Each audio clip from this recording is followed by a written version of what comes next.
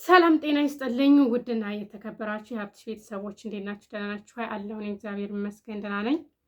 ዛሬ እስከ ዛሬው ልሟዘዝባችሁ አይደለም ማለት ነው። ዛሬ በጣም ከፍቶኛል፣ በጣም ተሰምቶኛል። ግን እግዚአብሔር ይመስገን። ይህ መልእክቴ ምንድን ነው? መዳም ቤት ኮንትራት ለሚሰሩ ልጆች ማለት ነው። በተለይ ደግሞ የኔ መዳሞች ጥሩ ናቸው፣ የኔ አሰሪዎች ጥሩ ናቸው።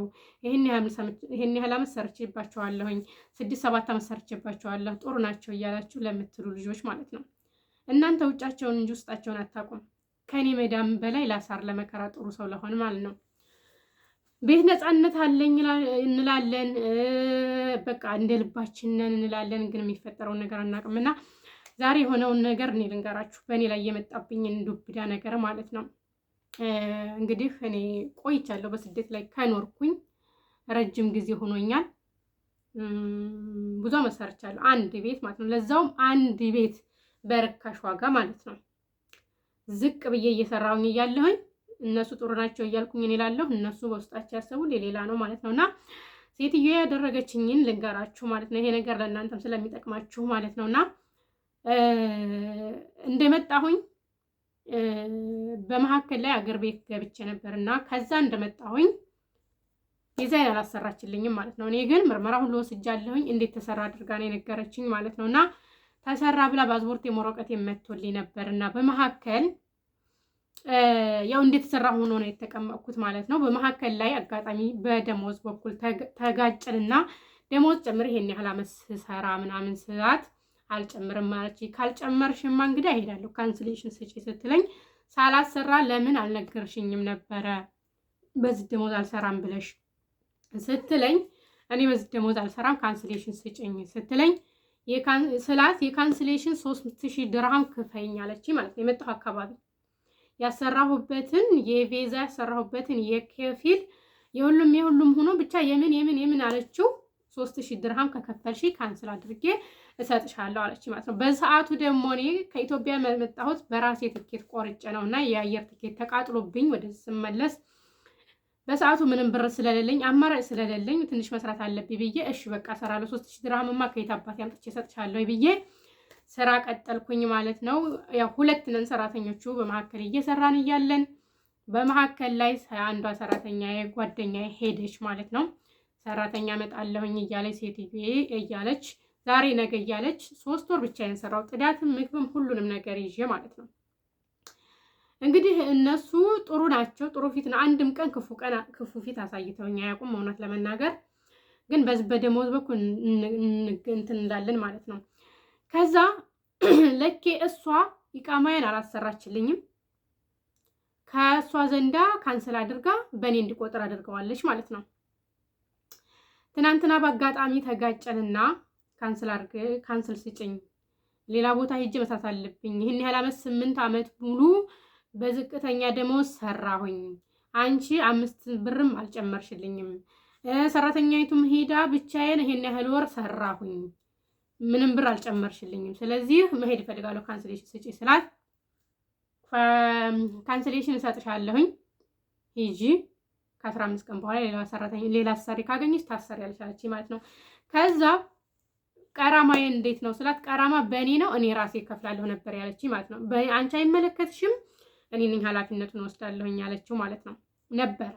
ግን ፓስፖርቴን አሰጥቼ ለሰው ቼክ ሳስደርገው በጣም ቆይቷል።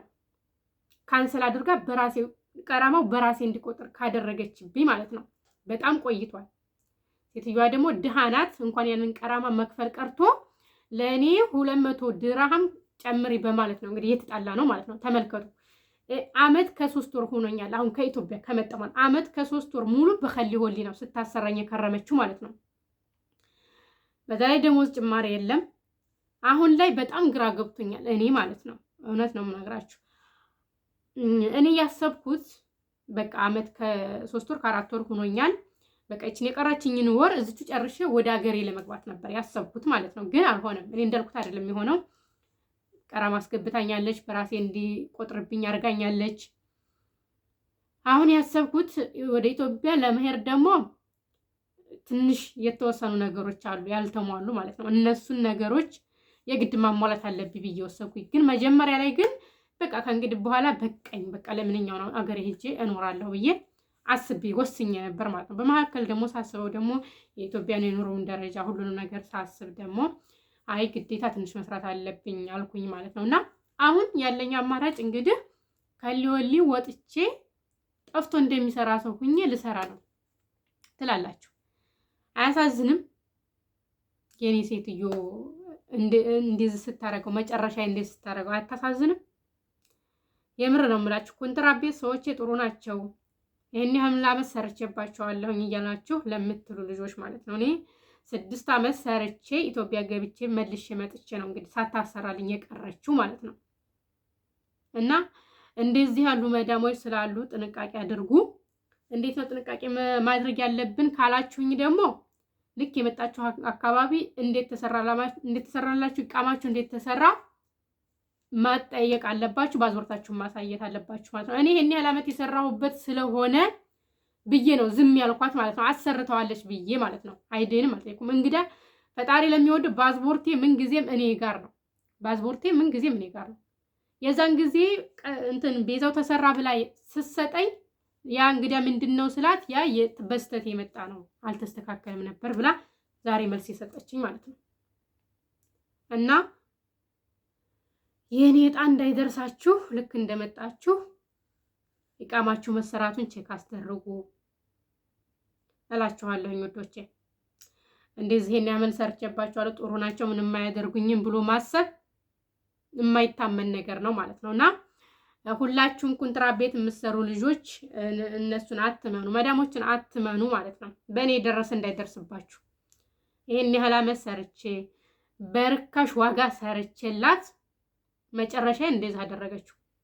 ከሊወሊ አድርጋ ዓመት ከ4 ወር አካባቢ አሰርታ ካንሰል አድርጋ በራሴ እንዲቆጥር አድርጋብኛለች። የዓመት አካባቢ ማለት ነው የዓመት ገዳማ ቀራማ እንዲቆጥር አድርገዋለች በእኔ ማለት ነው። ሳታሰራው ቀርታ የዛን ሰዓት አላሰራችሁም። ለምን እንደው አላውቅም። ሂጃለሁ፣ ምርመራ ወስጃለሁኝ፣ ሜዲካል ሁሉን ነገር ሰጥቻለሁኝ። አሻራም ተነስ እንትን ምንድነው ራጅ ሁሉ አድርጌያለሁኝ ሁሉን ነገር ማለት ነው። ግን በምን ምክንያት እንዳላሰራችው ግራ ገብቶኛል። አሁን ላይ እንደዚህ ሆኖ ቁጭ ብሏል የኔ ነገር ማለት ነው። ሻንጣዬን አዘጋጅቻለሁ። ቆይ ላሳያችሁ እንደዛ አድርጌ ማለት ነው። እዩት፣ ይሄውላችሁ እዚህ ጋር ሻንጣዬን አዘጋጅቻለሁኝ።